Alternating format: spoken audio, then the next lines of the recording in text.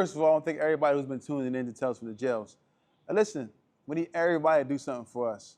If you really like what you see on Tales from the Jails, you're really interested in what you see on Tales from the Jails, we need you to go to YouTube at Tales from the Jails and become a member. Subscribe as well, but also become a member. That way you can get updated on all the new content as we continue to bring you these amazing episodes. So we want everyone to go to YouTube at Tales from the Jails and become a member. As y'all heard him, go to YouTube at Tales from the Jails and become a member. We got an array of content that's coming out that you will be thoroughly entertained by. As you can see by the content that's previously been released, you're entertained by. It's only gonna get better. I'm telling you, there is only up to go. And we wanna thank y'all for rocking with us, man, and listening to the awareness that we're bringing about prison life. So go to where again, bro? Go to YouTube at Tales from the Jails and become a member. YouTube at Tales from the Jails, and please become a member. Hey, I want to welcome everybody to another episode of Tales from the Jails. I got a special guest today. I got my counterpart Dot here today. Brahim Jackson is out for some unknown reason, but he's out. And we got Spade-O here today. What's up, Spade? Man, pleasure to be here, man. Get to kick it with y'all. You know what I mean? It's a good thing. Good time.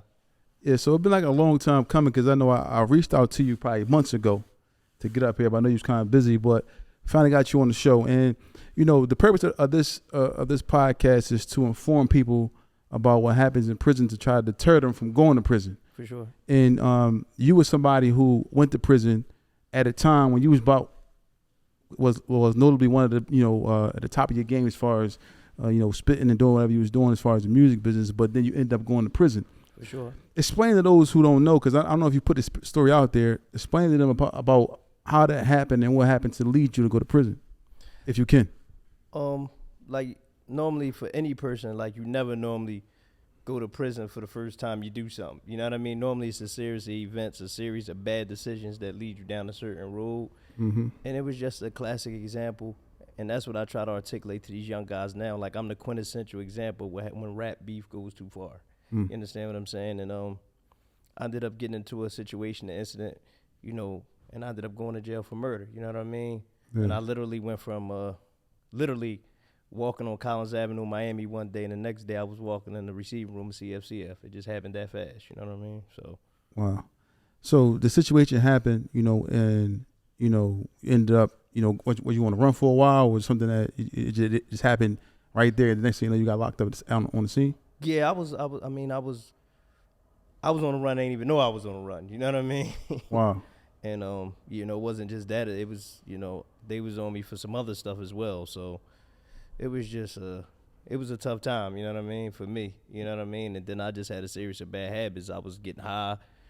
I wasn't even in touch with reality, to tell the truth. You know what I mean? I thought I was really on. When you think you're on point is when you really on the most off point, to tell the truth.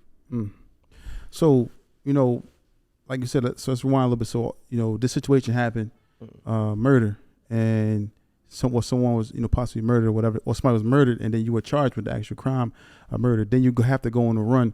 And, you see a lot of these young kids out here, they don't really understand the effects of that. Once that situation happens, now it's press go, and they come and get you wherever you at. For sure. How was that like, well, you said you didn't know you was on the run. When did you find out that you was on the run, that they were looking for you? My mom called and said the U.S. Marshals came to the house.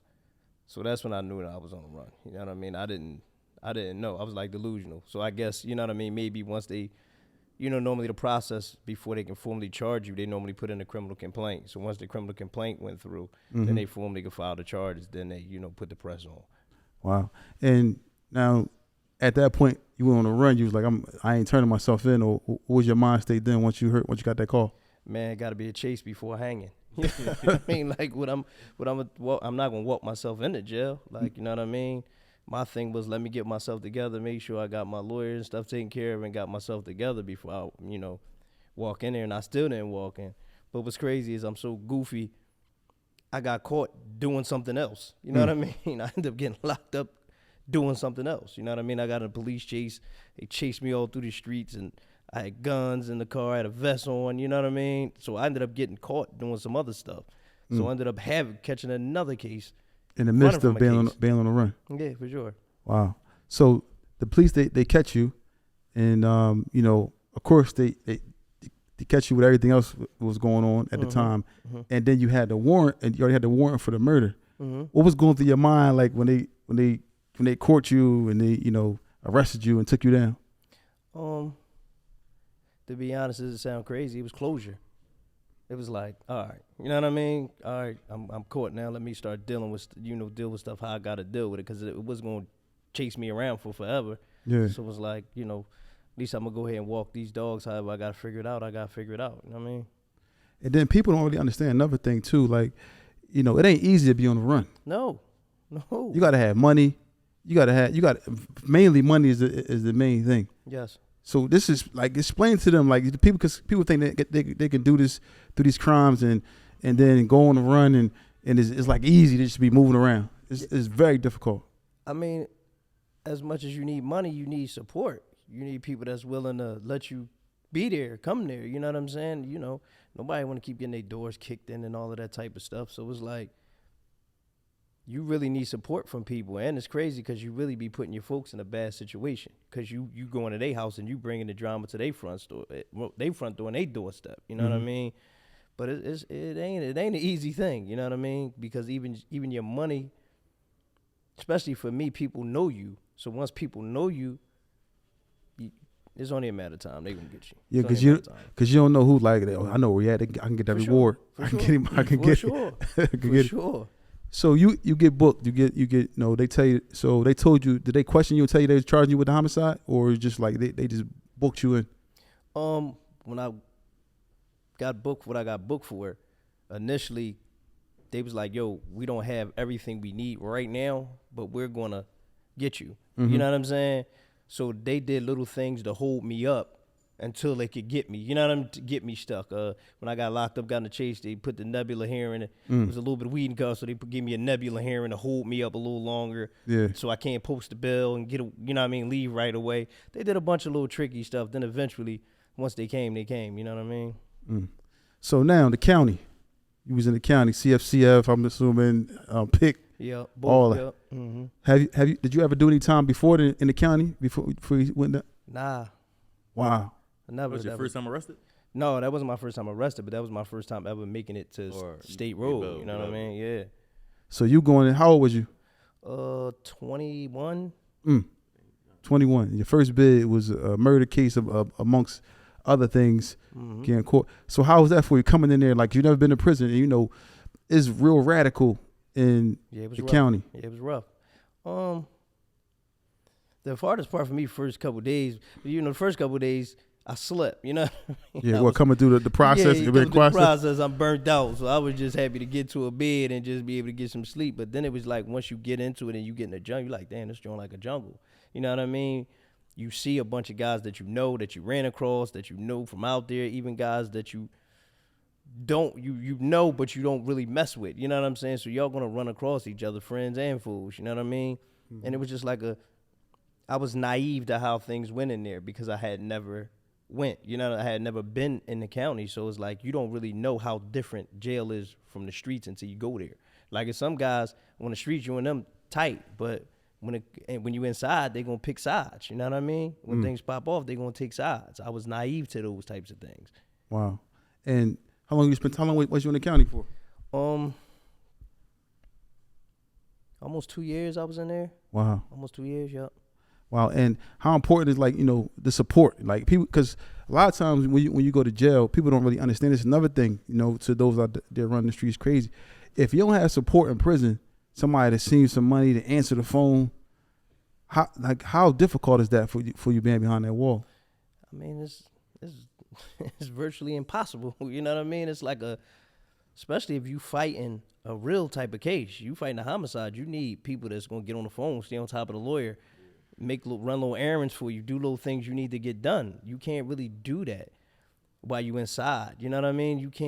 You need support. You need help in every way possible. Not even just about the money. You need everything. But in the county, you definitely need the money, for sure.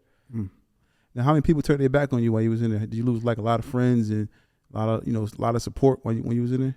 Not at first, initially, because you know people are always gonna ride because there's a chance you might win. Yeah. So people gonna stay tight with you. But once it was over, I was cooked and sliced. You know what I'm saying? It was like people start dropping to the wayside, changing their phone number, getting more. Sometimes they pick it up, sometimes they don't. You know what I mean? Which I never was upset with anybody because I had a set circle that always picked the phone up. So I didn't really worry about those that didn't. You know what I mean? Yeah.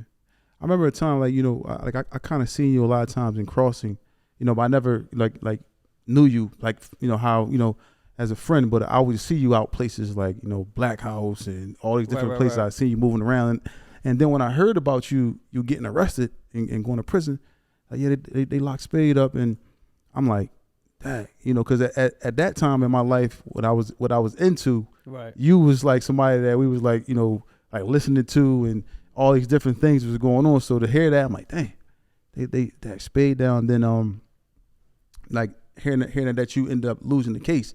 So for you going to trial and losing that case, or before we do that, how was the trial aspect for you? Did you think it was like a fair trial, or you think it was some things that got you caught up in evidently losing the case? I mean, at the end of the day, there's no such thing as a fair trial. You know what I mean? To being a black man in America, you're never going to get a fair shake. But at the end of the day, it's like, you got to take accountability for your actions. So I wasn't really like broke up about it. The hardest thing about trial for me was my mom being there and feeling like I embarrassed my mom. That was the hardest thing. You know what I mean? Yeah. I would have rather did 1,000 life sentence than embarrass my mom. You know what I mean? So that was the hardest thing for me, to hear my mom, to have to hear all that stuff in the courtroom that she, you know, because no mom never. It don't matter if you Genghis Khan, your mom, you know, don't believe that. She still remember that baby picture, you know. Exactly. So, you know, that was the hardest part for me. You know what I mean? Because I could hear her while I'm sitting in the chair in the trial, and every time they would say something, I could hear her behind me. You know what I mean? Lord Jesus, oh my God. I'm like, come on, Mom, cool out. You know what I mean?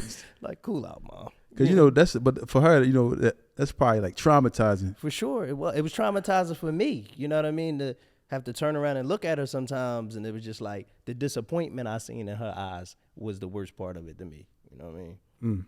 How was those conversations with her, like during the trial? How was those like phone calls after? Because I know you was going back to the jail. And you was calling Umi.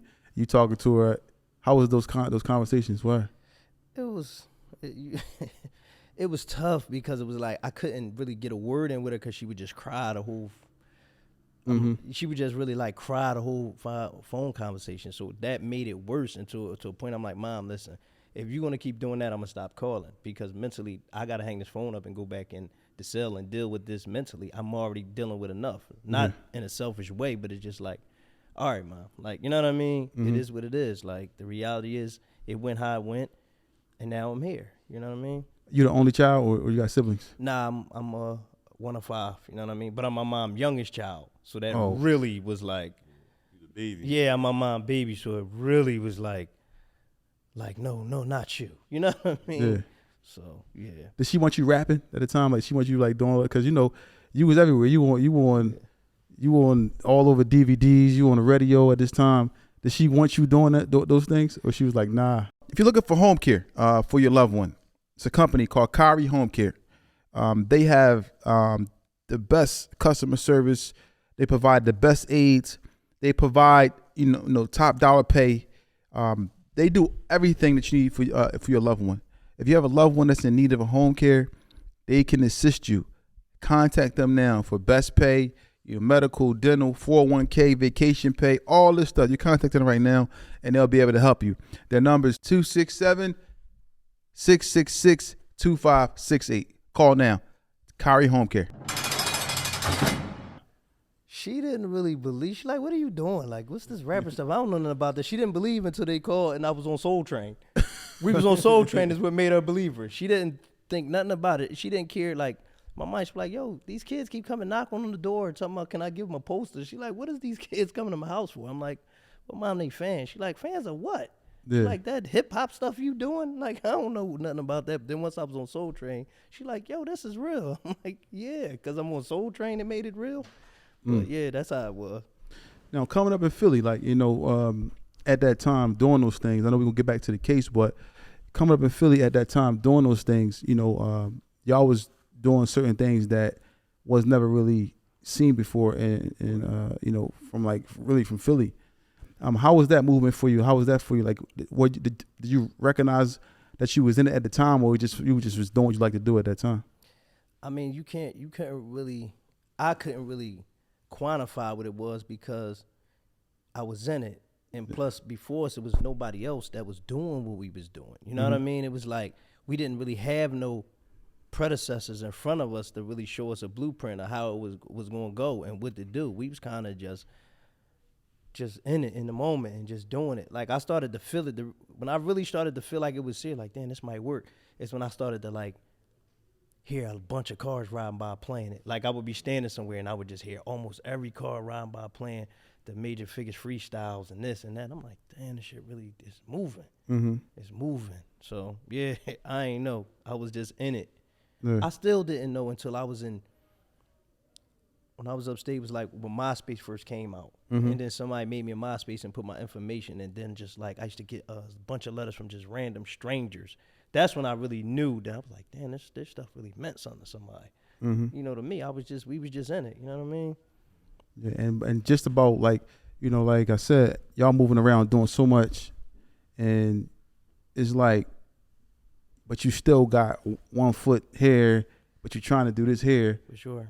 How difficult is that? Like to maintain that and be like, all right, I'm real good at this, but I got to do this right now because this is what's feeding me for more than what this is.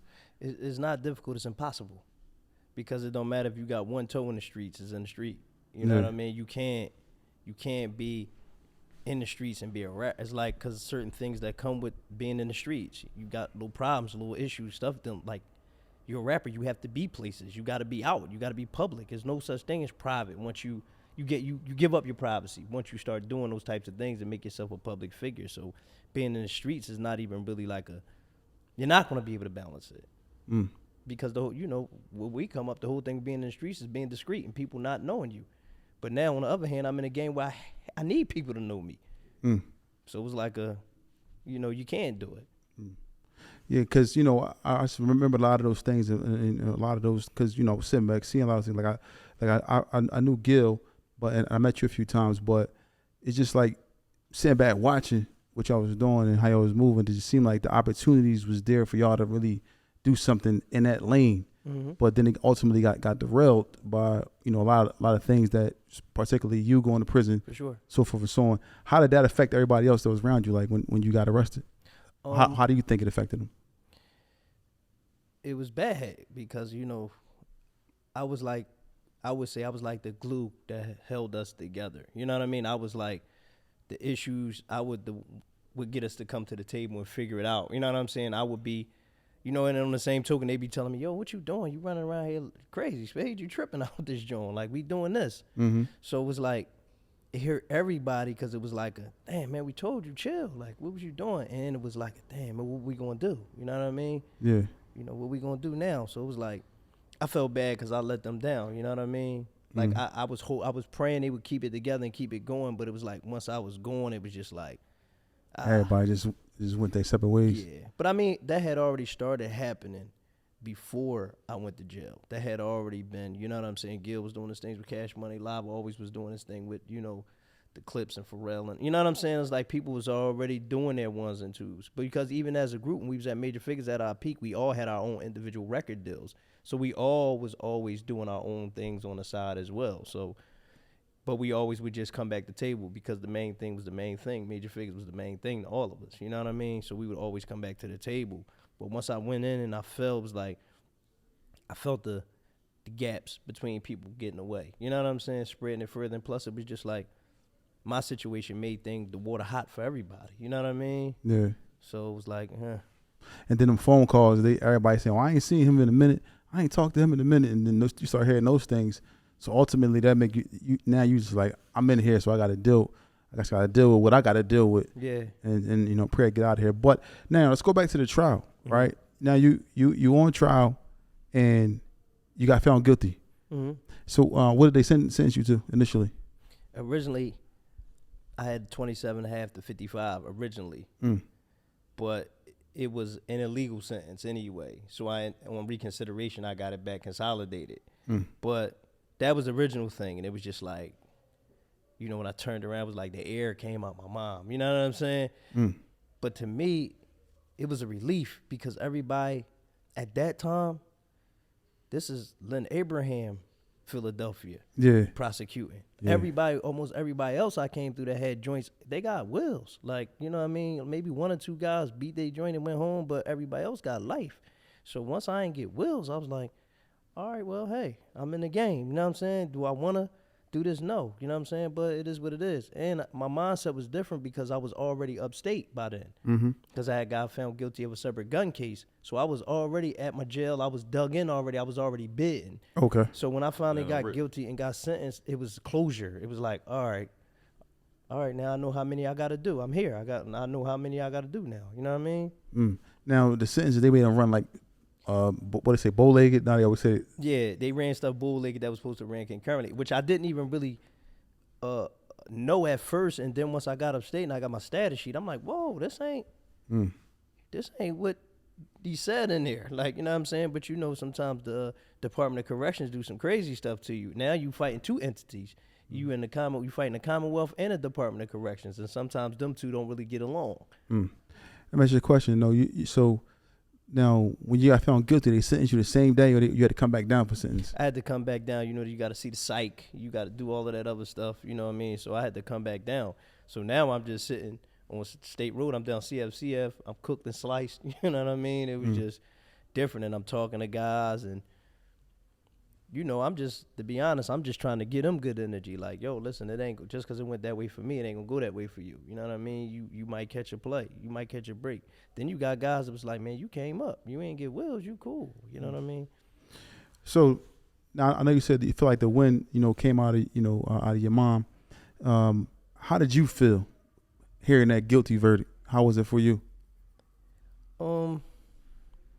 It was what it was. You know what I mean? I mean, honestly, it wasn't like I kind of anticipated it. You feel what I'm saying? Because that wasn't the only joint I had, and there was some other stuff I had on me. So it was like, ain't no way they gonna let me walk out of all of this stuff. You know what I mean? It was like, it ain't no way that this ain't going. You know what I mean? I knew in my head that I wasn't gonna beat the case.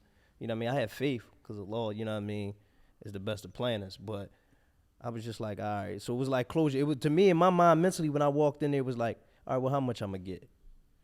You know, I had already basically not conceded, but it was like, all right, I'm just trying to get the least I can possibly get. They're not gonna let me walk away from all this stuff. You know what I mean? They ain't offer you no deals, nothing before the trial, none of that. They did initially, but then I had this prosecutor. He was so bad, you know what I'm saying? I had Joe was Santaguida was my trial attorney, and in the motions and in the preliminary, he was so bad that they yanked him off because I was gonna beat it if he was, you know what I'm saying? Yeah. I was gonna beat it if I had him, but they yanked him off and they gave me another guy, man. And this dude, I ain't gonna lie, he was like Perry Mason when he came in. You know what I'm saying? I'm like, yo, this dude, like Joe was a great courtroom attorney, like Santaguida, man. Yeah. Legendary, but this guy was in there like being I was like, yeah, this ain't gonna work. You know what I mean? It was like he just anything I had, he had a rebuttal or refute. He was able to, you know, shoot it, and any theory I was trying, he could shoot or poke a hole in it. Like he was good. He was good. I had to tip my hat to him. He was good. So you said initially you went upstate, like you said that was your first bid. How was it going upstate? When did you realize, like, dang, I'm in jail? What was something that happened that made you say, I'm here? When I got off the bus at Camp Hill,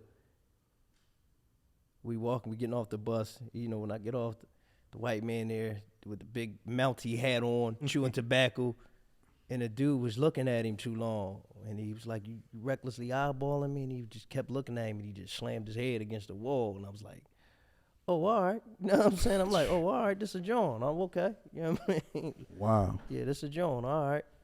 Camp Hill, rough stop. It's a rough stop. You know what I mean? Because Camp Hill is like a transition jail. Like, you go there. Great for That's the intake, yeah. Oh, so you went to Greater for first? So, But you only, I mean, when I came, you only go to Greatest for like a night. You know what I mean? okay. And then you just go through the particulars, your height, weight, tech, all the little minor stuff. And then you go to Camp Hill. And then Camp Hill is where they send you out. Like, that's like the airport. That's where you going, where you going from there. So he said you reckless eyeballing me, grabbed him, and slammed his head against the wall. Against the wall, yo. Dang. But it's like, that's their thing. Like, the new people getting off the bus, we gonna make an example. They gonna set that tone. So they waiting for that. Yeah, yes. They looking to set a tone. You know what I mean? They're like, y'all don't run this, we run this. Cause when you come up there, they looking at your county jacket, seeing what you was getting into, stuff, da-da-da. And they like, oh, you think you run this, we run this. That's the first lesson they gonna show you. Cause a lot of people don't understand, like, out here in the streets, man, you can run around the streets, man. You got guns, weapons, whatever you're doing out here in the streets. And then ain't none of that in prison. Nah, you ain't got nothing. You stripped of everything. All you got is your first and last name, and that's it. Yeah, for sure. Now you said Camp Hill. You went to Camp Hill. What was your home jail? Cole Township. Okay. And how much time you did? Almost 11, like 10 or something, almost 11 years I did. So you did 10, 11 years. You upstate. You may have had a significant other out here. Mm-hmm. How does those relationships go? Like, 'cause people always say once they go to prison, it's over. Like, I mean, I can't. As far as your wife or whoever it is that true? Like, you go to prison, it's like them relationships get real rocky and I mean, and tough. Of course, it's gonna be. It's gonna get rocking. It's gonna get tough because a part of a relationship is being together. The intimacy of y'all being together, the moments together. Yeah, you can make them phone calls and get them visits, but it's not the same. You know what I mean? Mm-hmm. So, maybe your wife or your significant other had a rough day. You're not right there to say, yo, what happened? You know what I'm saying? She waiting on the phone call. Yeah. And then the phone call different when you call them from a place because you in a bad space. You feel what I'm saying? So it gets awkward. My whole thing is you got to change your perspective of what you expect from your significant other. You know what I'm saying? It has to go, you got to mentally change it to the point where you just looking for the mental support and things to get done. You know what I mean? Mm-hmm. I need somebody to be, as much as I need you to be my woman, I need you to be my best friend and my secretary right now. You know what I mean? Yeah. Like, that's what I need from you right now. And whatever, outside the world, I can't fulfill your other needs. You know what I'm saying? You're still human. Mm-hmm. I mean, women's still human. Yeah. She didn't put me in jail. I put me in jail. So I can't expect her to sit there with her legs tied together. You know what I mean? And, she want to hug a man. She want to, have the moments of intimacy. So it's like, I never really looked at it like that. I used to tell myself all the time, don't ask questions you don't want to know the answers to. And that's just how I did it. You know what I mean? Because I hear a lot of people, they tell their wife or whatever, like, just go ahead. Like, like you said, just be my friend. I don't want to know nothing that was going on and so forth and so on. I just want to just be my friend. Nah, I ain't telling you just go ahead. No, I'm saying in his mind he said We need them visits. no, some guys do say that though, like just go ahead, like Yeah, but they trying to lie to themselves. They don't really feel that way. They figure they like, just go ahead because I know you're going ahead anyway. You know what I'm saying? Yeah. My thing was like, sometimes guys, you got great women that want to stick around and they push them away with that nonsense. You know what I'm saying? You ask them when, who, what, when, why, and who at 8:15 in the morning as soon as they turn the phones on, and I'm like, yo, why you hassling that girl, man? Yeah. She still Did pick the last phone up. She sending letters. She come visit you, bring your daughter, your son. Like, what are you hassling her for? Why you? What more do you want from her? Yeah. Like, what else you want from her? Now you speak about son and daughter. Did you have any kids when you went to prison? My son, yup. Yeah. That was a tough thing. How old was he? My son was 5 when I went to jail. And when I came home, he was ready to graduate high school. So it was like, Yeah, I'm young Spade. yeah. So it was like, dang. I'm like, damn, this guy. Oh, so you had him at 16?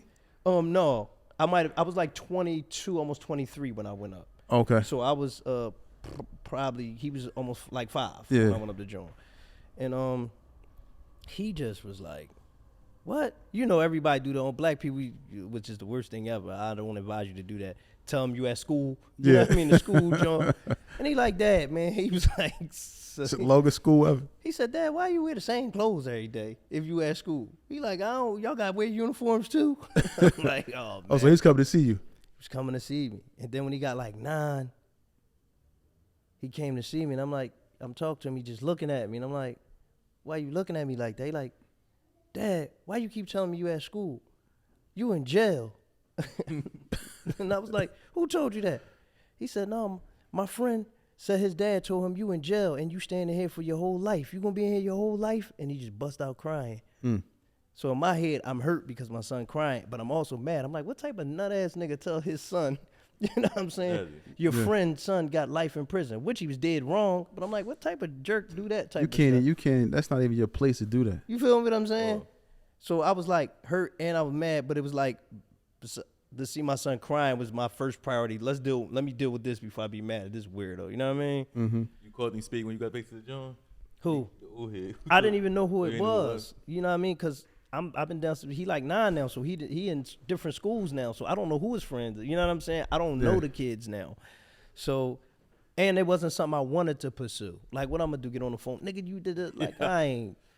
Because after I hang the phone up, I gotta walk around with that in my head all day, mad and everybody. Then you end up making a dumb decision while you're in jail. Now you're in the hole for doing some stupid stuff, and you done did something to somebody that don't got nothing to do with it. You know what I mean? So I ain't never really try to put myself in that bad space. It was bad enough being in there.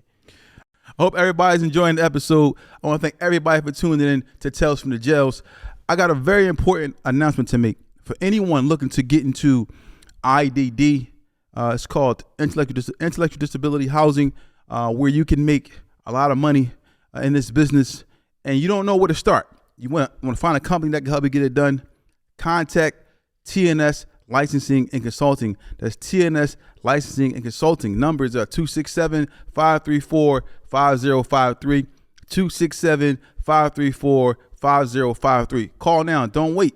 We can help you get started. We train you on how to run a business. We teach you from A to Z how to get started, so forth and so on.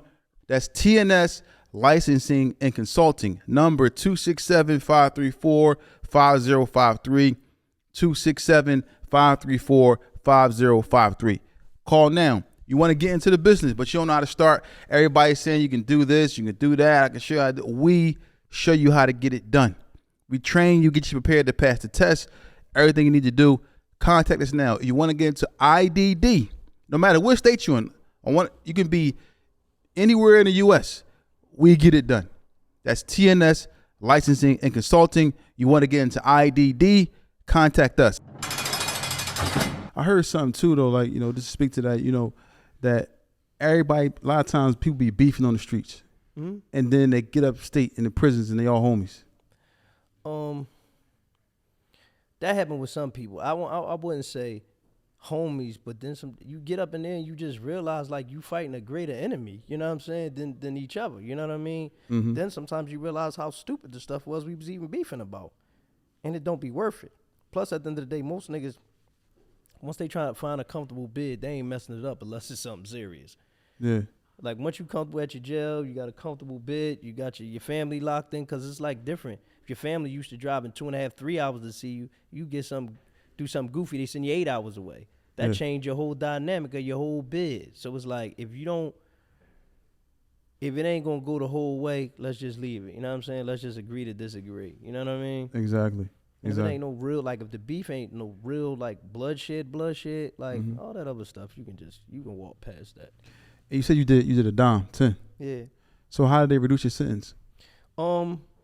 This was great, but I ended up doing almost 11. But I just used to paying lawyers. Yo, this ain't right. This ain't right. Like affirmed, the pills coming back affirmed every time. They put that affirm stamp in, it's red. You know what I'm saying? So it make it really hurt you when that joint. You waiting for that legal mail, like damn, I'm waiting on this decision, and it just kept being affirmed. And then I was when PA started transferring inmates to Virginia, I was down Virginia for 2 years. And it was an old head from Greatestford. And I'm like, man, they keep denying the joint. He said, what was going on? And I explained it to him. He said, man, let me see your sentencing transcript and let me, look at, let me see your trial notes and let me see what I can do. So he just looked it over. He like, yo, give me $100 in commissary. I'm going to do this petition for you and I'm going to do a letter. He said, send it home to your mom and tell your mom to take it down there. Tell your mom to take it directly to the clerk of this judge right here, to your trial judge, and see how it worked. So I did it. Mind you, I done been down 9 years now. I done expelled thousands and thousands of dollars. You know what I mean? Trying to pay all these high-powered appeal lawyers, all that. They can't move an inch. This nigga typed the letter up, did the petition for me. I sent my mom down there. the clerk of the court was an older black woman, just like my mom. So my mom just went and talked to her. Look, this is wrong. The lady looked at it. Was like, hold on, She take it right into the judge chambers. He fixed it the same day. I'm in Virginia. The new status sheet comes sliding under my door 2 days later.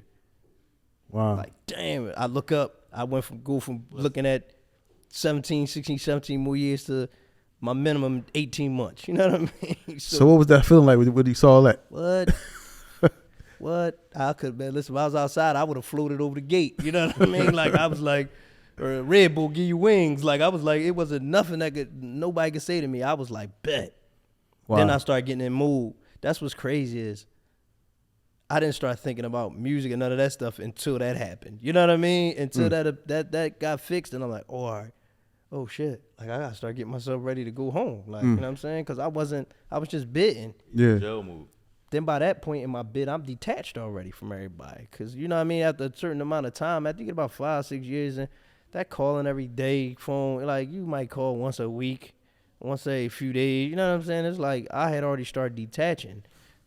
So I had to start like, all right, let me start getting myself back together, letting every people. But it's like a slippery slope because you want people to start gathering, but you don't know who genuine. Like, oh, dag, now you fuck because I'm coming home. You know what I'm saying? You don't really know who genuine and who not. But you like, they've been in the real world. I haven't. I got to start touching these bases. Fortunately, a couple of people that was my folks started touching before me, so they was out there. And they got out there a couple years before I got out there, so it made my landing a little softer. You know what I mean? Yeah. So so let's go back a little bit. So you got that letter put under your door. So they just came slid under your door. You ain't know what it was. I didn't know what it was. First of all, I'm in Virginia. I ain't never did nothing to nobody in Virginia. You know what I'm saying? Why they send you to Virginia? It was overcrowded, right? It was overcrowded in Pennsylvania. That's how many people they was locking up, and they was mostly long-termers. So Pennsylvania was so crowded, they had open prisons and abandoned prisons in Michigan and in Virginia. So they started dispersing Pennsylvania inmates. It was like slavery. It's like Amistad, because when they took us on this butt, like they just came to your cell, like pack up, you leaving. Like you didn't know, like where the fuck I'm going? They came, the CERT teams came, yo, you gonna pack your stuff or we gonna pack it, but you're going. We don't know nothing about nothing. I knew people was signing up to be volunteers to go, because people that was volunteering that just wanted to go and switch their bid. But I knew I didn't volunteer. What the hell I'm going to Virginia for? Yeah. Next thing I know, man, they come knocking on my door with the CERT team early in the morning. Yo, come on, you going. Then they put us on buses. So while we taking a ride, you can't see nothing because they blacked out all the windows. So you shackled cuff is pitch black on a bus. Pitch black. Like just pitch black on the joint. You can't see nothing. They put a curtain up so you can't see out the front window. All the other windows pitch black. So all you do is hear. All I could hear was the police sirens because they would have a police escort meeting us county to county. So the bus never had to stop. All I could hear was the police sirens the whole time. And I'm like, yo, this really like some modern day slavery stuff, man. Like it's pitch black on this joint. Like for the 7.5 hour ride, you didn't see no light on the bus. Zero. I'm like, next thing I know, they let us off the bus. Door open, we getting off the bus. They lined up, guards, COs. They got dogs and shit barking at us. It was just like a whole nother joint. You know what I mean? So, so you get the letter under your door. So when you read it, all right, you said if you was outside in the yard, you would have flew over the fence. Did you like, yo? Did you just like bang on the wall? What was you doing? Like what was the feeling though? Like just explain. All I could say was, man, Allahu Akbar, man. That's all I could keep saying, man. Allah's the best of planners. That's all I kept saying to myself because it was like, yo, all these years I done spent all this money to try to get home, and all I did was send my mom down there with a letter, and it worked. You know what I'm saying? An inmate helped me for $100 worth of commissary and send my mom down there with a letter. I was so grateful. It made me be more grateful to just have my mom. My mom was in her 60s, you know what I'm saying? And she like, all right, baby, whatever I need to do. You know what I'm saying? And her ability to go down there and level and just, you know what I'm saying? And just humanize herself to because that lady could have been a nut. And said, nah, they threw it in the back like that. All right, I'll take it in there. You know what I'm saying? She could have been a nut, but it was just like the conversation and the that her and my mom had made her really look at it and like, yo, this really not right. Like, let me take this in here to him right now so we can fix it. You know what I mean? And, you know, law softened his heart to do it just like that. Because he could have gave me a red stamp like everybody else did. Because he didn't see nothing different than the other superior court. It was the same paperwork. So, you know, he just, once he got his eyes on it, he like, yo, this ain't right. Because I tell you something, if it's the same exact thing that you were sending out, and they just stamping it, that just tell you they probably not even reading it, man. It's a possibility. They might not even look at it. They say you know, most stuff they don't read. They just affirm it. You know what I'm saying? They say, you know, they don't like to overturn the verdicts of the Commonwealth. You know what I mean? Wow. So most people, you're lucky if you get your stuff heard. You know what I'm saying? So who would you call? First call you made after you got that good news? I called my mom. Well, I called my mom because my mom already knew. Oh, she knew before you? She knew before me because I gave her a letter and I sent her with it, but I wanted to give her a couple days. You feel what I'm saying? Because I never imagined he was just going to do it right then. Yeah. I'm thinking, you know, it got a review time. You know, with any other appeal or whatever you put, any other petition, they normally review it. Then in a month or so, you hear something. So when I called, I'm like, Mom, what happened with, I got the John. Why you ain't? She's like, well, if you'd have called, I'd have been told you. It's like he did it the same day. He said he came out and talked to her. It was like, I'm going to fix this, miss. This not right. I'm going to fix this. He said the judge came and talked to her. So he did it right then. She like, I thought they would have been. I said, no, I got it today. She like, well, this happened a few days ago. I'm like, dang. But to hear the relief in her voice, it was like, damn. It was like it gave her strength. You know what I'm saying? Yeah. Because I always used to pray, make dua, and all I used to ask for was like, I want to see my son graduate high school, and I want my mother to still be breathing when I come home. You know what I'm saying? I want my mother to be alive. Because, you know, you be in them joints for a while, you just, you know, I didn't hug plenty of brothers, man, that moms died while they was in there. Yeah. You know what I'm saying? What I'm saying is like, you know, I know it's a different pain. You know what I'm saying? When you're inside and your mom died. My dad died while I was in there, but it's different when it's your mom. You know what I mean? Yeah. So, you know, I never had I was blessed enough to have never bury my mom or one of my siblings while I was in there, or my son. You know what I mean? Mm-hmm. You know, I know guys that lived through all of that stuff. So it was like I was just grateful. I was super grateful, man. I couldn't, like, after that, it didn't matter what happened. You know what I'm saying? Exactly. It didn't matter what happened after that. Wow. So after you got the letter, you had to do 18 more months. Yeah. So those 18 months, you like, all right. Did you let anybody know in the jail, like, I'm about to get out of here? Or you just was like, I'm just gonna do my 18 months. I'm going to walk out of here. Nah, niggas knew something was up. I'm running 5 miles every morning. I'm gonna pull up. I'm in the different weights every yard. I'm doing 9,000 pull-ups a day. They like, this nigga, what you short? Nigga, like, you trying to get it together. Like, I'm like, no, they fixed my time, man. You know what I mean? Blah, blah, blah. You know what I'm saying? Yeah. You know, I told my circle, I wasn't just putting it on a wire, but it's like, people know. It's like, you know, people look on that call-out sheet. They be like, oh, you got to go see parole. Like, you know what I mean? Like, people know. Oh, people can see that call-out sheet. Oh, they can see that. It's on the wall. Yeah, say where you going, what pass you got in that what time. You know, sometimes people try to scratch their name out, but they know already. So people like, damn, Spade, you saying, bro? You know, niggas try to lie. I'm like, nah, I ain't lying. You know what I mean? I start falling back off everything. Listen, I ain't coming to y'all. I see y'all Sunday morning. I got 1 yard in me a week, Sunday morning. Other than that, I see y'all when they all come to the gym or something. I ain't mad. They ain't send you back to PA? Yeah, they had to send me back PA. Anybody that was within 2 years, they had to send you back because you was eligible for pre-release at 18 months. Oh, yeah, I forgot about previous. Yeah. Even though I knew I wasn't going to get it. Like, you ain't getting pre-release on nobody. But, hey, I still put it in. I tried them. You know what I mean? Yeah. I tried them. They just would have had to tell me no. But the ironic thing is when I came home, the day I got in the halfway house was the same day they revoked pre-release and they sent everybody back. Wow. So I can't imagine if I was home on pre-release and you mean to tell me I got to go back to jail and I ain't doing nothing wrong. I remember them dudes was crying. Dudes had jobs. Dudes had been out here for a year or something, you know, had a life. Yeah. And now they got to go back to jail just because of some technicality, you know what I mean? Or some decision that was made. That's probably hard. You already out here dug in to being home and they got to go back. Working every day, yeah. Yes. Them dudes was crying like, man, they sending me back, man. This, that, and the third. I said, don't run. Yeah. I said, don't run. I said, because automatically you up for, they're going to expedite your parole hearing. Don't run. You know what I'm saying? People, it's like, So I'm out here with my you see the kids. board, you're going to go home. Yeah. I said, if you go on that run, you cooked and slide, you cooked. You go on that run. I said, don't run. Them niggas was ready to run. They like, we ready to just bust through the door. I'm like, bro, don't run. Don't run. Don't do that to yourself. So you came, now you got at 18 months. Talk about the day you walk out the door. How was that? Like the day like you knew you was going home. What's crazy is, right, I had knew for this. This was the worst thing. I had knew for like 6 months I was going home, cause I knew I went to see parole, and I was like, everybody in the jail like, yo, if they go to your home plan, you going home. They like if you getting a hit, they don't even go check your home plan. If you getting a hit, they like, yo, if they go to your home, check your home plan, you going home. So when I went to see the board, like the week after that, I called my foot. They like, yo, the parole people came and inspect the house. I'm like, oh snap. Yeah, I'm like, oh, this shit. I told my man, I said, yo, man, the parole people came to crib. He said, nigga, you going home?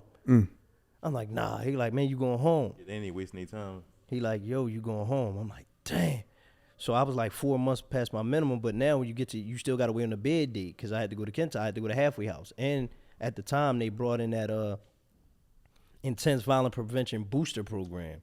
So you had to go. Like I didn't have the blessing, the experience of my family coming to pick me up from the jail and me going home. Like I went Straight to Kentucky. Gradisford. Oh, Gradisford, okay. And then the sheriffs transported me from Gradisford to the halfway house. But this is the craziest thing, right? The day I'm leaving Gradisford to go to the halfway house and they're going to take me. You know how normally you go and you got to put your knees up on the bench so they can put the shackles around your ankle and then do your wrist. I went to do that, and I went to go get the shackles, and the guard was like, what you doing, young buck? I'm like, no, I'm trying to get my restraints. He said, man, you don't ain't get no restraints. You free. I almost passed out when he said that. I said, you don't get no restraints, young. You free. I said, damn. You know what I mean? I was like, dang. So they transport you like one of the vans, right? No, the straight sheriff bus. Like the one that take you to court and stuff. Oh, yeah? No shackles or nothing? Nothing. And so you pull up in front of Kentucky, just walk off, look. I'm like a dog with my head hanging out the window the whole ride. Like, yo, I ain't seen the streets in so long. It was like to see cars going by and to see things that I recognized. It was like, it blew, because I hadn't been on Rid or nothing in like that's right there on 7, Erie, 8 too. years. You riding down Erie, you feel like, Yeah, and they bring you the way like past Cheltenham and all of that. So I'm like, look at Cheltenham Mall. It wasn't like I remembered it. You know what I'm saying? It was like, dang. And then it was like, the whole ride I was just rubbing my wrist because it's the first time I took a ride in almost 11 years without being restrained. You know what I'm saying? But I having restraints when I didn't know what it felt like. Did you get sick? Like, was you sick? Nah, I wasn't sick. I was just in I was in the zone. It was like, dang, everything was just, man, listen here. You know what I mean? I was floating. You know what I mean? I was floating. Like, damn, I'm really home. You know what I mean? First food you ate? What you eat? I get in the halfway house. I do all this goofy. No, I call the pizza store. Give me a cheesesteak, a pizza, some fried, like all this stuff, man. I took 2 bites. My stomach started bubbling so crazy because you're not used to that grease. Like, you don't have that type of stuff, that type of rich food when you upstate. Yeah. That joint tore my stomach. I had to give all the food away. I couldn't even eat it. I took 2 bites. I couldn't eat no more. So now you in Kentucky, right? You come home, right? And how long you was there at Kentucky for? I had to do the program. The program was 60 days long, so I had to just sit in there for the 60 days. You know what I mean? So you come home 60 days. Now you still on parole? You still on parole? I'm on parole, yeah. Still on parole. Now, how difficult is it, like coming home, like and being out, not being in the mix, and then coming home, and then a lot of people probably still was in the mix doing things, and For sure. And you just trying to figure it out. Things tugging at you. Money ain't right like it used to be probably before you went in, all these different things. How was that? How did that affect you? I was fortunate enough, like some of my folks was home and they made my landing a little soft. You know what I mean? So I didn't have to get out here. I knew some dudes that had to get out here and get it how they live. You know what I'm saying? I didn't have to get out here. And I came home with a check with some money. You know what I mean? And then, my family, I got a few dollars for my family because their whole thing was like, don't get back in the streets. But what's crazy is my first day, my first pass out the halfway house, because when you go the first day, you got to go down and re-register at the district and get your printouts, any court calls and fines and traffic court and all of that stuff. So when I step out the Kentucky and I step on the street, I ain't gonna lie, I want to run back in the door because it was moving too fast. Like you on Whitaker Avenue, the cars flying by. I hadn't seen an alley cat, you know what I'm saying? I'm like, it was just different. It smelled different. Everything was moving. Like I was scared to walk across the street. It's the small stuff. Like you ain't crossed the street in over a decade. Like it's stuff that you think is natural and that's common. It ain't when you ain't did it in a long time. So it was like a little weird joint. And I'm like, damn, I don't know if I'm ready to be out this joint. Then it was like people walking by that knew, and I'm like, I'm mad because my folks supposed to have been out in front of the door. You know what I'm saying?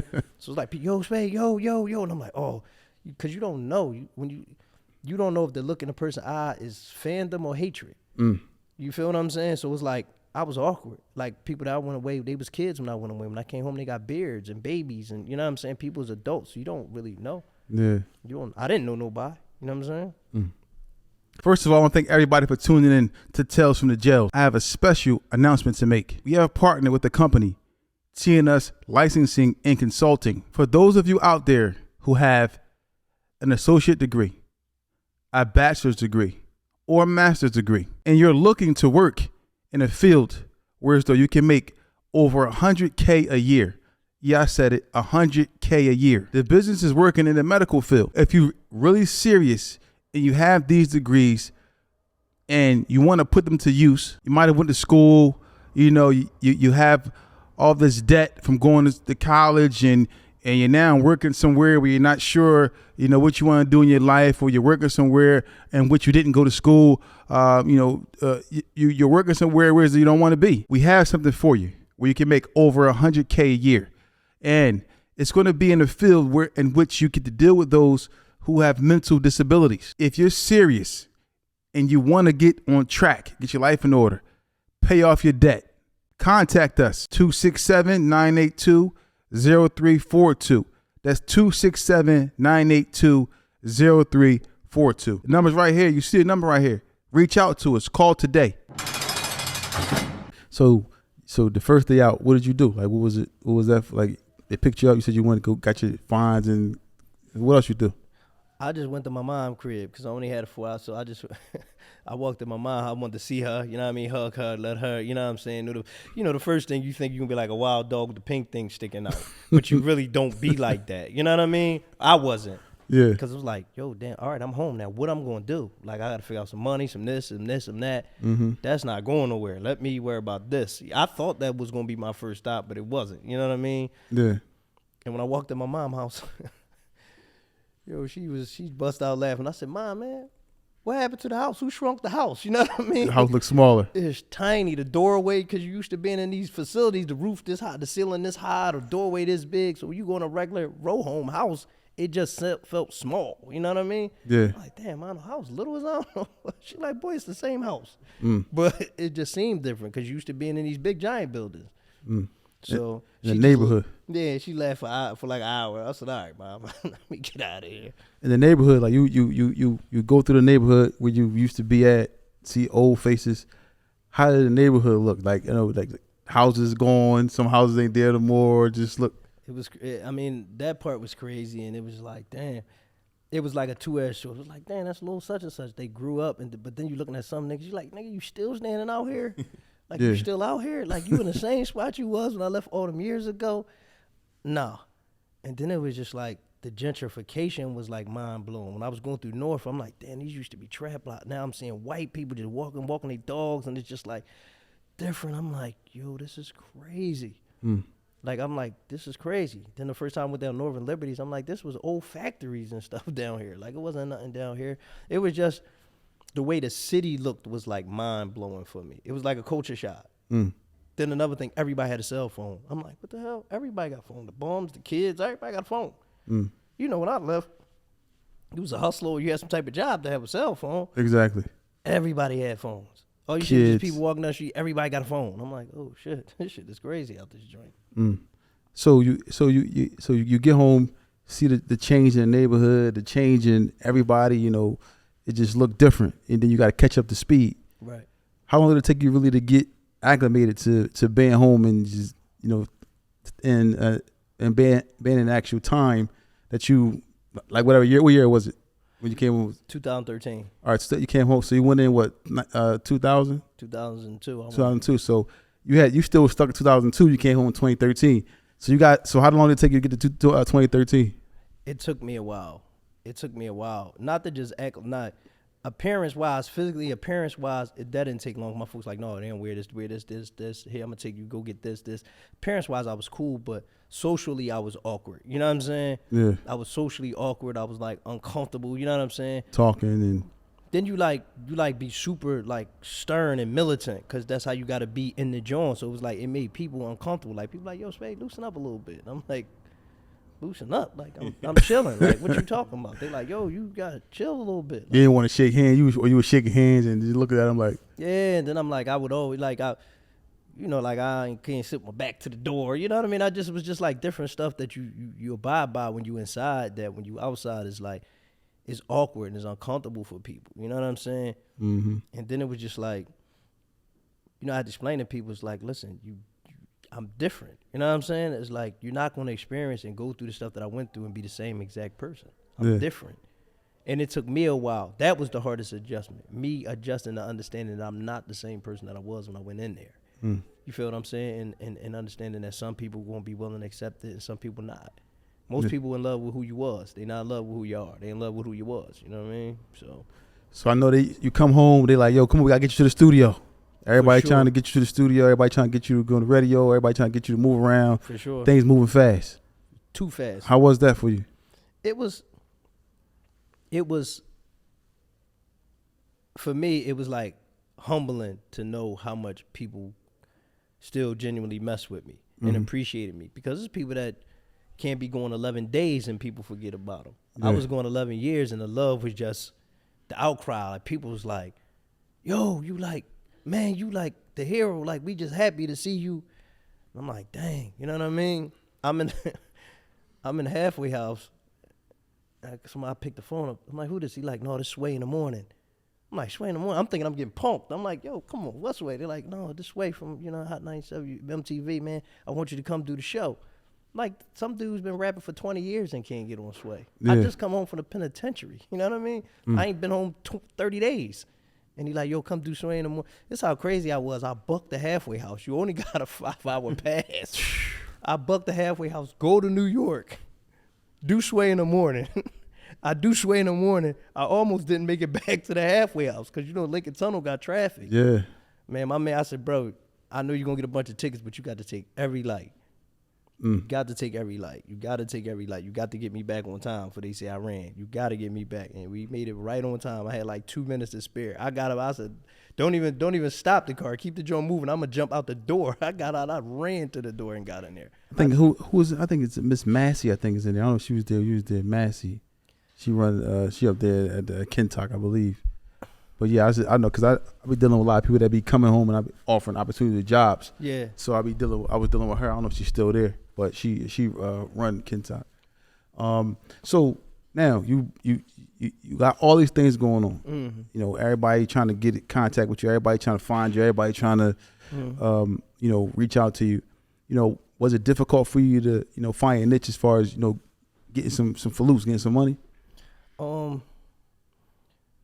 That was kind of easy, you know what I mean, for me. I was able to get right in the mix, you know what I mean? Because the same way people was trying to get me in the studio, the same way people was trying to give them to me, you know what I mean? So it was like, the hard thing with me was for avoiding the wrong people. Exactly. You feel what I'm saying? And honestly, certain doors I didn't walk through because it was like, when I came home and I got to see who was what, some people was affiliated with people that it was stuff I wasn't really trying to be around. So even some opportunities I had to let, I can't do this with you, Scrap. You know what I mean? Yeah. But the getting the money part was kind of easy, you know what I mean? Honestly, you know what I mean? I got right in the mix. My folks made sure I was straight. Yeah. So I was able to just start mingling and jingling. They gave me every opportunity to come home and just, all right, you want to do this music stuff? All right, come on. But my whole thing, it was like, the music thing wasn't the top priority to me, honestly. Yeah. My whole thing as far as music was for me to come home and put other people in position. Like I didn't care nothing about being being no celebrity. I would have came home, been the trash man and been happy. You know what I'm saying? Yeah. I didn't care about being a celebrity. Like I tell people all the time, who the hell climbs Mount Everest twice? You know what I'm saying? It's like once you've done something, it didn't have that for me. And it was like, being in there made me like standoffish, and I knew I couldn't really reach the peak of my career and whatever because I was uncomfortable having a bunch of people around me. Like with certain stuff I wasn't going to do. You know what I'm saying? Yeah. Then especially with the internet, when I came home and seeing the internet and I was like, what guys is doing? And I'm like, there's no way I'm doing that. Yeah. You feel me? I actually had a company offer me, yo, listen, man, if you do some of the stuff that Chief Keef and the Chicago guys do, because your story match up and you can do this and we'll do that. We'll give you $1 million. And do, like, I really had that conversation. I was just like, bro, like, as much as I want to be a millionaire, I got to make sure I look in the mirror and recognize and respect what I see. Yeah. I can make $1 million. I can't remake my name. You know what I'm saying? Once that's done, it's done. You know what I'm saying? I can get to $1 million some way, form, or fashion. I can't fix my name once I dirty it. Yeah. I'm like, nah, I can't do a bunch of antics. I'm not no kid. I didn't come home 20. You know what I'm saying? I'm in my mid-30s. Like, I'm not coming home acting like no idiot. Wow. And then you come home, and now you're home, and you out here, and you really start to put things together and see who's who and what's what. What were some of the things for you that, you know, that you looked at when you came home that really opened your eyes and made you choose the path which you on right now? With like, all right, this is what I'm going to do. I'm sticking to this because everything else is, you know what I'm saying? Something I don't want to be a part of that. What was it? I went back to jail. Oh, wow. That was the part of it. When I went back, when I came home 2013, everything was floating and going beautiful. You know, and it's everybody's, you can do when life easy, you can stick to the script. Things started to get difficult. Things wasn't doing what they supposed to been doing. So then I reverted, you know what I'm saying, back to what you know. And I ended up going back to jail in 2016. And I caught a case and all that, and I was fighting the case until I sat in the county for 13 months till 2017. Oh, wow. Yeah, because they don't send you back upstate no more to the resolution of the case. So I sat in the county for 13 months fighting the case, and while I'm in there, and it was a bad case, if I'd have lost, it was over. You know what I mean? And I'm like, man, if a law give me one more opportunity, you know what I'm saying? If a law relieve me of this, I'm chilling. And that was the difference between the first time I came to jail and the second time. The second time hurt way worse because you know better. Yeah. And I was the old nigga in jail now. You feel what I'm saying? Yeah, It's a like, bunch of young kids in there. oh man, they was unking me to death. You know what I'm saying? It was just like the way they was getting high was different. It was just like it was just like a different, like, burnt out little generation. It was like, damn, I'm really like the old nigga in jail. Like, I'm living my worst nightmare, being the old nigga in jail. And I'm like, nah, I gotta do something different. When I get out of here, this it. I'm not gonna spit in the law's face twice. You know what I mean? Nah. I'm like, nah. Yeah. Because that second time, I know that probably hurt worse than going in the first time. 13 months for like 13 lifetimes. I sat in the joint and stared at the roof for like 30 days. I stayed at the ceiling for the first 30 days. I ain't call nobody. I ain't do nothing. Banned in the county, too? Man. Lockdown. Young boys acting crazy, stabbing each other. And craziness. But, I mean, fortunately, you know what I'm saying, I knew, you know what I'm saying, so I got legs and I could operate. But it was like, even with you still in jail. Like, nigga, I'm in jail. I was just outside, and I know better. Like, you know what I'm saying? I got stuff going on. I ain't got time to be sitting up in this joint. Yeah. And it just was like, it was different. It was different. I want to thank everybody who's been tuning in to Tales from the Jails. Everyone knows that jail is a serious matter. Us here at Tales from the Jails, we are offering something special to anyone who is currently in prison, on their way to prison, and actually those who are returning from prison. We're offering consultation to anyone who's, you know, threatened with prison, in prison, and like I said, and who are coming home from prison. We have Zoom consultations to help you with your prison bid. For those who are going to prison, don't know about prison, don't know what to expect, don't know if it's going to be, all these horror stories you hear, all these things. We tell you what exactly to expect. We give you consultation on how to deal with these difficulties of prison. It could be through Zoom. It can be in person, where we talk to you in person. We do intense prison preparation. We also offer business management for those who are incarcerated. We also do post-prison consultations. So if you're ever looking for consultation, you want to know what's going on, want to be prepared to go in, like you want to be prepared to come home, contact Tales from the Jail. That's talesfromthejail.com. Talesfromthejail.com. You see it right here. Talesfromthejail.com. Reach out to us today. And that you got the not guilty verdict on this one. Yeah, man. What was that relief like? How was that? What was that feeling with that one? Man, that was the first one times 100, because it was like if I'd have lost that was it. That was, you know what I mean? That was it for me. And it was like, dang. it was when I walked out of that joint, I was like, well, I'm done. You know what I'm saying? Yeah. It wasn't no sense of arrogance, like I'm gonna go to the. It was like, all right, I'm done. What now? You know what I'm saying? Let me find me another niche. Whatever niche it is, I'm gonna be disciplined enough to struggle and stick to it. You know what I mean? Exactly. And now that you're home, you're now like helping the youth, Yeah, from for what I sure. hear. For sure. How was that for you? Like dealing with the youth, the young boys, and advising them and giving them the knowledge for when they are released from prison. It's everything to me. You know what I'm saying? Like, for me now, I'm doing something that I never imagined I would do. Mm-hmm. You know what I'm saying? And now it's like every day I wake up, I can't imagine doing nothing else. So it's like, my folks used to always tell me, like, yo, boy, you got to find out, you got to do something that you're good at and make money at it. You know what I'm saying? Because I never done nothing but been in the streets or doing the music thing. And I was like, for a while, you know, I had the truck come. I was making money, but it was like I didn't love doing it. You know what I'm saying? I didn't love running. It was the headache. I didn't like it. I would get the money, but it was a burnout. But it's the transition part. And then when I got this opportunity to go in there as a credible messenger to the youth, to the young boys, it was just like, and then I thought about it. I was like, man, I always did this. Like, I always was the old head that, yo, young boy, chill. What are y'all doing? What's wrong? I always was the one to be the voice of reason and try to get them and steer them the right way. So when the opportunity came and I got to get in there, and it was just like a natural fit for me. You know what I mean? And now it's like, you know, I'm going to be doing some of the things I'm doing now. They started a new outreach program on State Road, so I'm going to be dealing with some of the youth on State Road as well, trying to do some of the things with them too. That's what's up.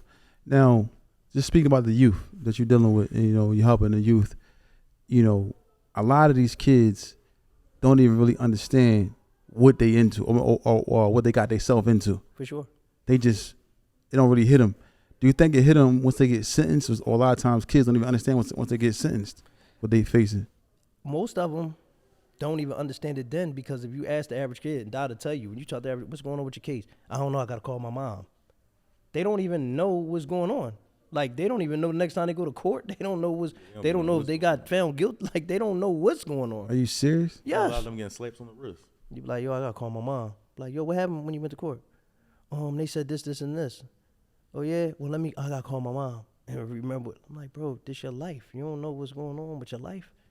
Like, your mom, it's going to be a point with this that your mom not going to be there.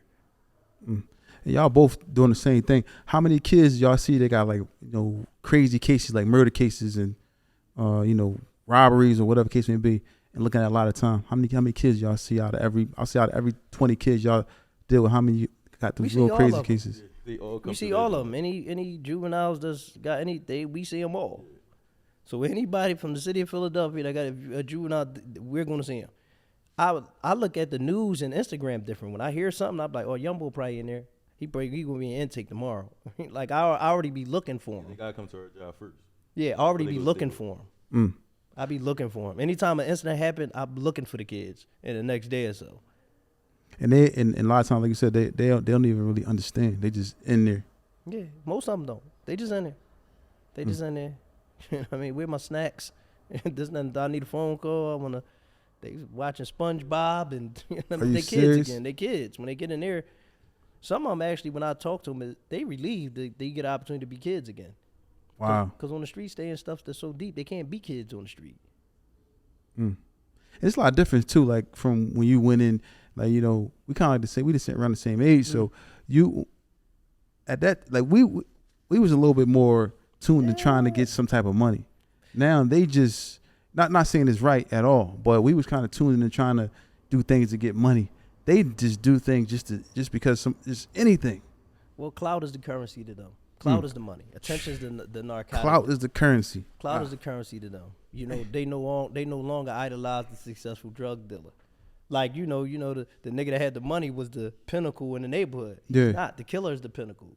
All they talk about, young boy got 5 hats, or this dude that's who they idolize. They want to be that guy. They want to be, money's not even, and Dad will tell you this, they don't even talk about money. Money? What I need that for? They'll say that to you. Like, yo, how you gonna get some money? I don't need no money. What You don't need to mean? wash up. What do you mean you don't need no money? Oh, they walking in there, we're not washing up, young boy. Wash up, man. Listen, man, I done had the conversation. I had to tell young boys how to brush their teeth, It's how to take a shower it's hard. properly, how to, you know what I'm saying? And at first it's like, it take you back, but after you done dealt with so many young men like that. It's like sad, and it's like, damn, you never really learned. You know what I'm saying? Like, damn, shorty, you in a bad situation. Like, So they sell their room probably be nasty and they don't shower. They use. You're like, yo, you ain't young boy. You gotta take a shower. And they don't. It's something that they just don't want to do. They don't even feel the need to do it.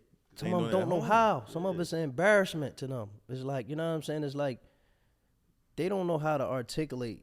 I don't know how to do this. They'll never come to you. Like, you got to earn that trust with them, and they be like, no, Unc, I ain't never did this before. I don't know how to do this. And they will. Like me, like certain one, we got good rapport with them like that. Where they'll come right there, be like, yo, Spade, I don't know how to do this.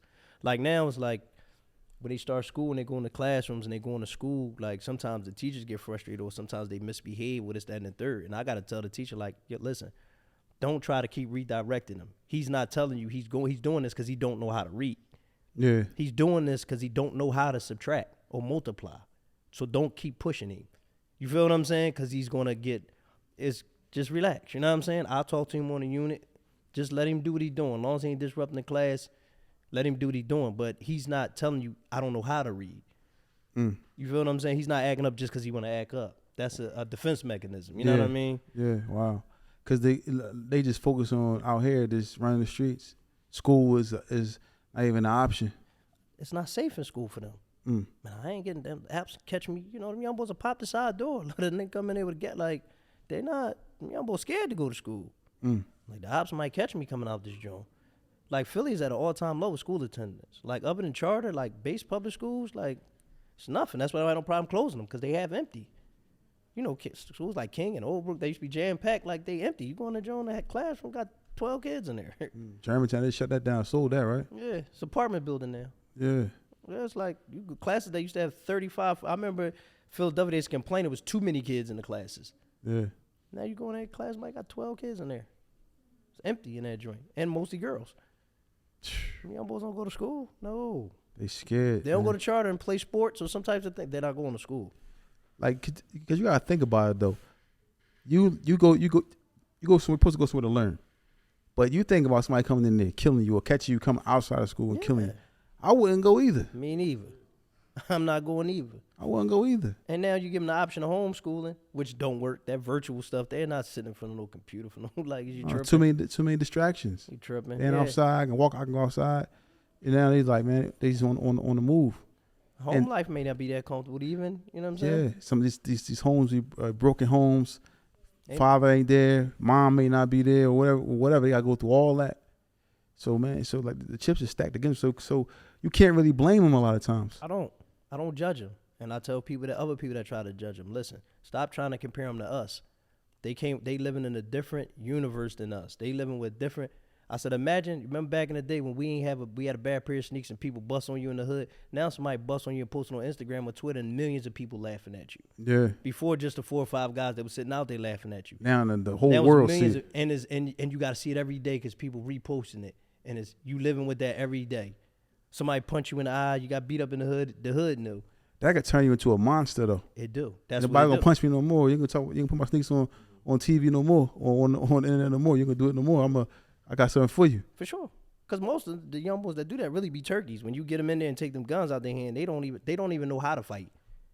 You very rarely want to call someone that's really like, they jump each other and you barely got a scratch. You know what I mean? It's like because they don't grow up fighting. You know, we went through the stage. You get out there, you fight a little bit, you hustle a little bit, then you may graduate to that. Some dudes never graduated to that. They come right to that. The gun is first. Most of them never touch the package. It's just a gun. They just use drugs. They don't sell them. You know, when I go to these community meetings and I talk to these politicians, I'm like, y'all got to update your view. They no longer want to be the successful drug dealer, so you got to know what you're dealing with. You got to know who you're dealing with. You can't fight a war and you don't know what you're dealing with. You got to change the mindset of these young people. How you going to offer these programs and make them go to work and this, that, and the third? They never watch their father go to work. They never watch their mother go to work. And they're not going to come because they scared the ops might be. They done got 3, 4 of their friends got caught coming on McDonald's, working at McDonald's and got shot and killed or this, that, and the third. They're not doing that. So if you're willing to give them grants and do these things, then pay them money to work, why don't you pay them to get mental health treatment? do mental health boot camps and pay them. Give them a stipend to come. Yeah. Because now when they're getting the therapy, when the kids try to ridicule them, yo, you going to this? No, they give up the money. Now they going. But they getting help. You know what I'm saying? They're getting help they need. Yeah. These young boys, we seen the world from our neighborhood and what we saw on that TV, which is mostly fictional. Mm-hmm. They're watching the world in real life. They in every hood in the world all day. They know who got killed in Chicago, It's right Arkansas, there in their hand on them They devices. see every murder in America in real time. Let me ask you a question. And doing what you're doing with the kids, without saying no names, what's the worst case you might have seen? Like you could say, this is the top. This is the worst thing I've ever seen a kid being charged with.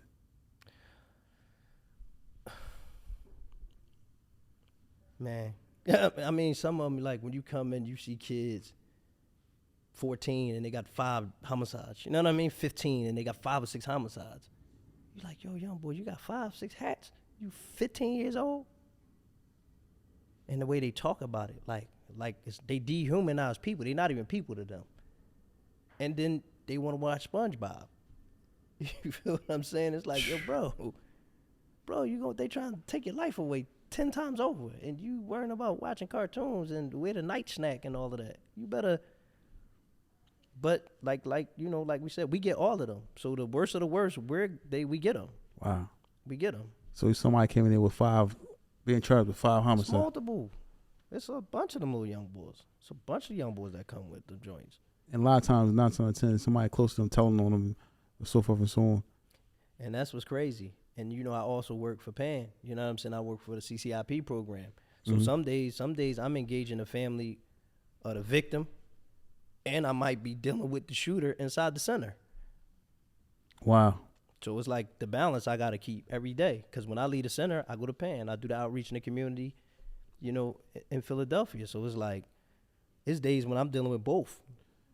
So it's like, it get awkward sometimes. You know what I mean? It's like, damn, shorty.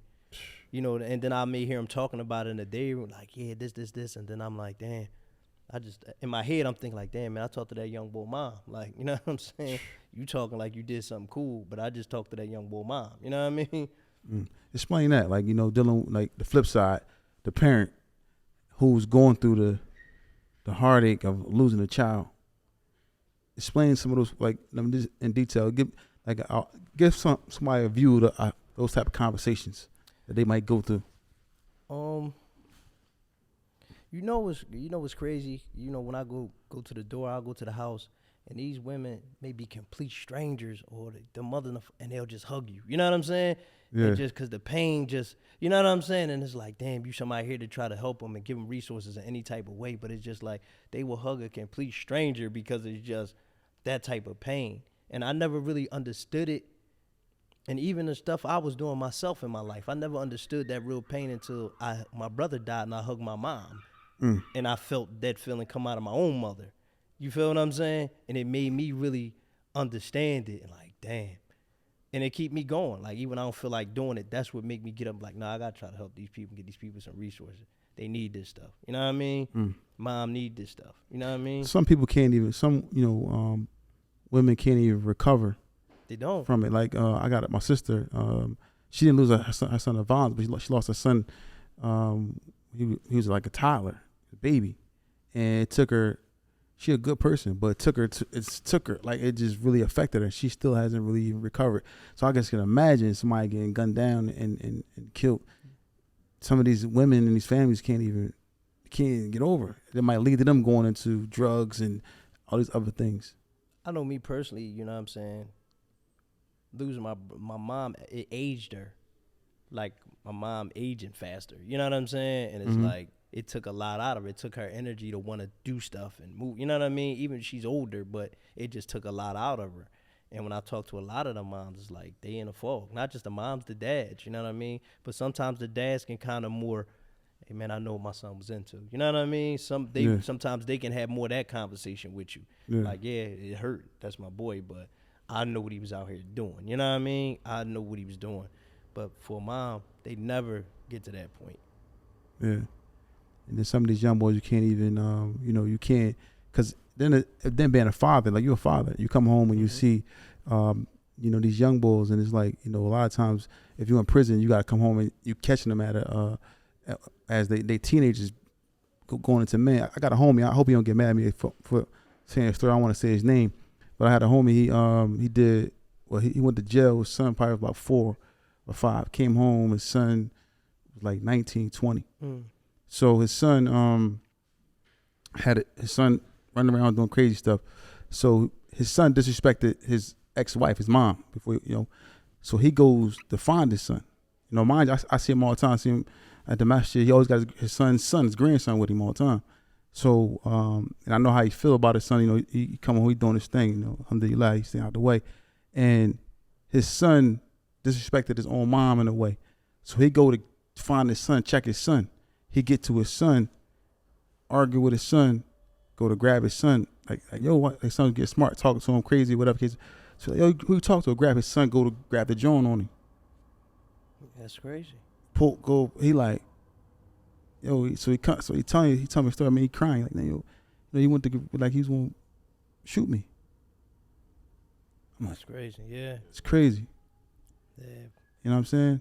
That joint had me like, wow. I got my son 19, so I'm like, I can't imagine it. Yeah. And even in that moment, though, it's like, when you be going out of the kids' lives sometimes, they form, you know what I'm saying? Them formative years, you wasn't there, you know what I'm saying? Yeah. You deal with certain stuff like that, because me and my boy have our moments, you know what I mean? Mm-hmm. It'd be a lot, because of those formative years, you wasn't there putting the right stuff into them. Like, you might get do it in a visit and on a phone call, but you're not physically there. When you just see them pick up them bad habits and stop them before they grow, you know what I'm saying? You're not physically there. And, shout out to all the women, the single moms out there. They do their best. But it's like they always got their emotional intelligence be deflated a little bit out of the men. You know what I'm saying? Because they don't have it. You know what I'm saying? And they form a natural insecurity. You know what I'm saying? And, I didn't understand that until I was talking to an old head when I was upstate. And he said, Young Muck, he said, listen, as black men, especially growing up in the ghetto, we grow up with a natural insecurity that we don't understand. Mm-hmm.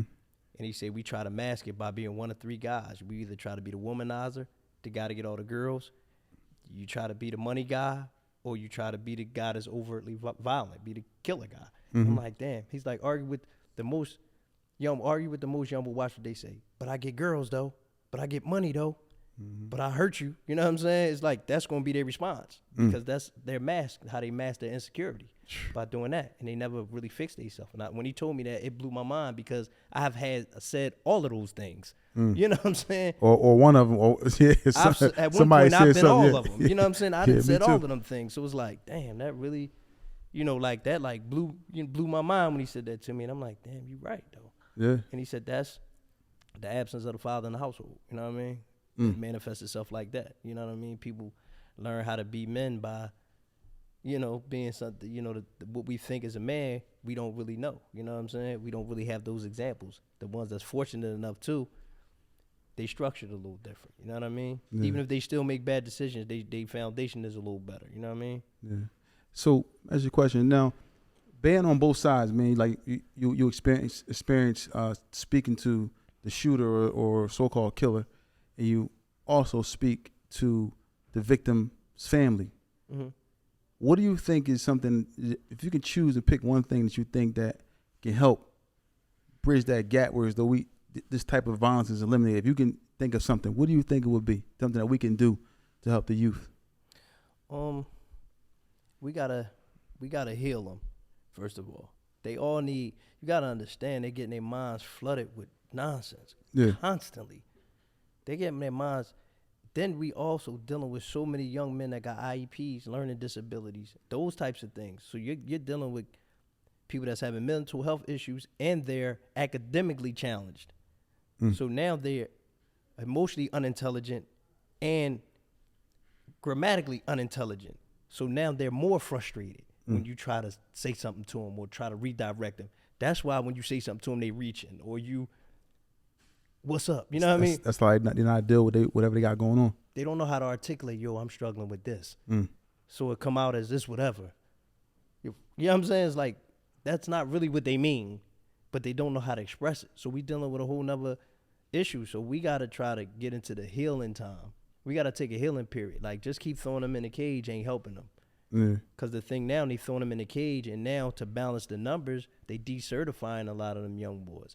So them young boys is they catching a bunch of shootings, and then they only getting 18 months in placement in some placement joint, basically a boot camp. Now they just coming home bigger, stronger, and smart, but they not really no smarter. They're not different. Because when they go to placement, they're not getting no type of treatment. They just in there doing, they running the track and doing stuff. They not doing nothing. And they feel like they got a slap on the wrist. Oh, damn, I did this, that, and the third, and I only had to go to 18 months. And they think that's how it really go all the time.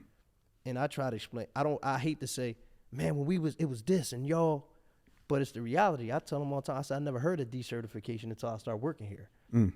I said, when we was coming up, young boys, Lynn Abraham certified everybody. If you did some adult stuff, it didn't matter if you was 9. Adult crime, you're adult going time. to adult jail. She didn't care. I'm like, so y'all catching a mulligan, getting a play, and y'all don't even understand the play. All right, now you got to play. What you plan on doing with it? Yeah. I said, you got all these resources. You go here, you can go to school for free when you leave here. You can go to vocational training. They got all these programs that just give you money basically just for showing up. What y'all plan on doing?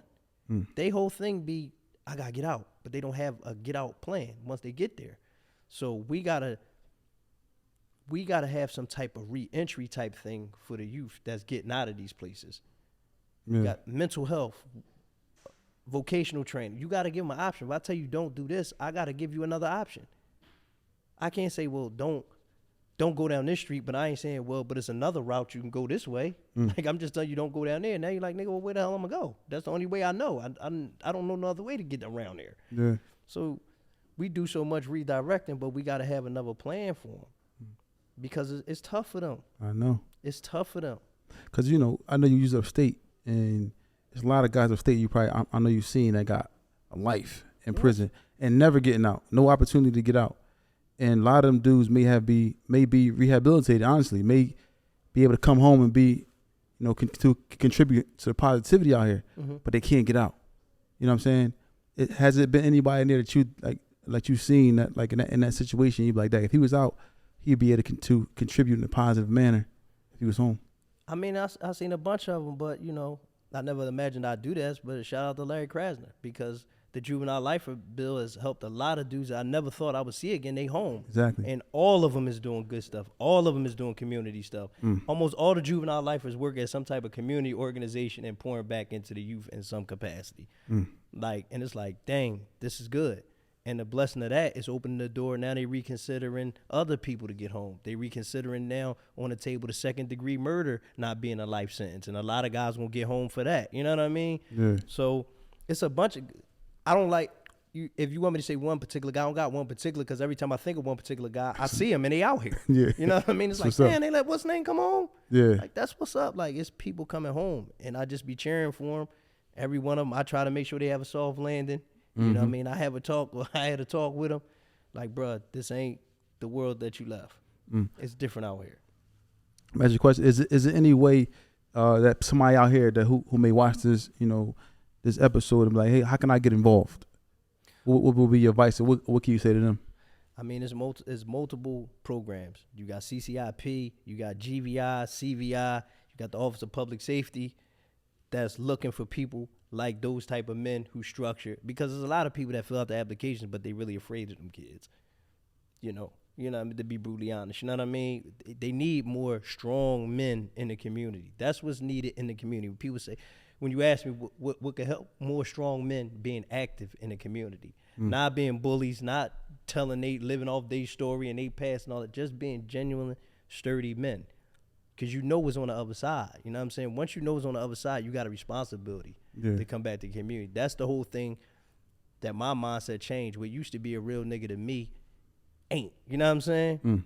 Like, what's real about a nigga who don't come back and reinvest into the communities that he helped destroy? If you're not trying to come fix and trying to come heal your people, ain't nothing real about you. I don't care about that chain and that watch and that car. Like, that ain't nothing. Yeah. You know what I'm saying? What's really about you? Like, come back and pour into your people. Exactly. Come back, pour back into your people. Not your money. F your money. Your time. mentor some of these young boys. If they look up to you, that means you got a voice. That means they hear you when you talk. Steer them in the right direction. Talk to them. You're right. You can't depend like too many households. You know, the parents depending on the school teacher or the football coach to raise their son. They can't even relate 9 times out of 10. Nah, it ain't the football coach's job. You know what I'm saying? They can't even relate 9 times. Like a teacher in the classroom can't really relate to what's going on out here. Like you see how you said he don't want to go to school because he about to get shot. Somebody like me understanding, like I've seen somebody who got shot. I've seen somebody who got murdered. I've been shot, so I understand the aspect of like getting shot or that mentality of thinking about that can happen to you. Like you know what I'm saying? A teacher probably just gonna say, "Come to school, don't worry about it. Just come to school." A kid ain't trying to hear that. But most school teachers are 24 to 40-year-old white women. So what they gonna tell a little black boy? You know what I'm saying? Nothing. What are they gonna tell a little black boy from the trenches? Nothing. They can't relate to him. They don't know, and that's not no knock to them because they got the courage to come back and try to do something. Because teachers don't make no money. You know what I'm saying? They just do it because they genuinely care about trying to teach the kids. So I salute them. You know, they coming from places that ain't nowhere near where the schools where they teaching at. I know because I know the teachers that come in there and teach at the facility. Some of the stuff is like they like be blown back with some of the stuff they dealing with. You know what I mean? So it's just it's a tough job. You know what I mean? It's a tough job. And the thing is, they're dealing with damaged kids, parents sending damaged kids to them, and expect them to work miracles. Yeah. And unfortunately, some parents sending their kids to school to just be babysitters for X amount of hours. And it's like, yo, like, I understand we struggling out here. Everybody work hard, grinding hard, but sometimes you gotta, sit your son down at the dinner table once in a while. I know you see him leaving in and out the house with that shiesty on. Ask him where he going. What he doing? Yeah. You just letting these niggas run in and out your house? Who them 3 little young boys he be with every day? It's crazy. Where you getting his money from them? I know that's what my mom used to be me. Where you get them sneaks from? Yeah, for sure. My pop used to be in my room looking Yeah. through everything. Yeah, where you get them sneaks from? I ain't buy them. Where you get that? But we got parents, man. You gotta be the first line of defense, man. You got them before they walk out the door. Yeah. So whatever decision they make, it's their decision. But you had an opportunity to make sure he ain't had that gat on him. You got the opportunity to tell him, yo, take that off your head. You know what I'm saying? Don't go out here looking like that. Yeah. What time you gonna be at school? Yo, call up to that school to yo, what's up with my son? Oh, he ain't been here in 3 days. Like, you got the opportunity to do that. Like, parents, I understand we in the world, you got to chase your money because times is hard out here for everybody. But we got to get back to parenting, especially the men. You know what I'm saying? Yeah. Especially the men. So listen, Spade, man, before we go, man, where can people find you at? How can they get with you, and if they want to reach out to you, and if it's any kid out here that's watching this and may want to reach out to you for some advice, how can they get in contact with you? I'm the real Spade-O, DAREAL SPADO on all social media platforms. And if you just see me out in the street, walk up on me, holler at me. Like I'm real, like low to the ground. Like I'm 10 toes every day. So, you can always walk up, and I always give you a minute of my time. I'm more than willing. You know what I mean? Mm-hmm. And I'm a real mentor. Like I don't give dudes my fake phone number. I ain't Hollywood like that. You know what I'm saying? Because I genuinely do care about the youth in the city, in the community, not just here but everywhere. You know what I mean? Because we all one village. Exactly. So you heard it here first, man. If you guys see Spade-O out, stop and talk to him. If you're going through something, man, Spade-O can help you out, man. And it's opportunities out here for you to get some type of help. You know what I'm saying? You just gotta want it. And I, from the blessing of working with Pan in the city, like I got outlets with certain resources where I really can try to, point you in the right direction. Maybe I can't make a miracle, but I can at least get you on the phone with somebody and try to help you start. If you really genuine about what you about, you know what I'm saying? Don't pull up on me with no stupid shit. You know what I mean? Because I ain't really, I ain't on that. You know what I mean? But exactly. If you genuinely, you need some help and you trying to do something and you genuinely want to, I'm going to help you. You know what I mean? For sure. And I want to thank you, Spade, for coming up here, man, because this episode, it's kind of, it went into a place where it's a need that these kids have someone of our stature that's been through it, sure. that can kind of advise them. You know, you got Dot. Dot always talks about his experiences with what he got going Dot on. my guy, man. He like Ray Donovan, man. I'm like, yo, what's up with that young boy? Dot be like, I'm gonna call him. You know, Dot to everybody. That nigga's the YN whisperer. Dot. If I can't catch nobody, YN whisperer. if I don't know nobody and I can't catch nobody, I'm gonna call. If somebody call me, yo, this young, I'm like, let me call Dot real quick. Yo, it's crazy you said that. I do the same thing to him all the time. Everybody do. You know what I'm saying? So shout out to Dot, man. Dot is an asset in the community, man. Dot is an asset to the community, man. Dot know everybody. For sure. Or he gonna get on the phone call with somebody that know him. You know what I mean? For sure. For sure. So once again, I appreciate you, man, for coming on. It's Tales from the Jails.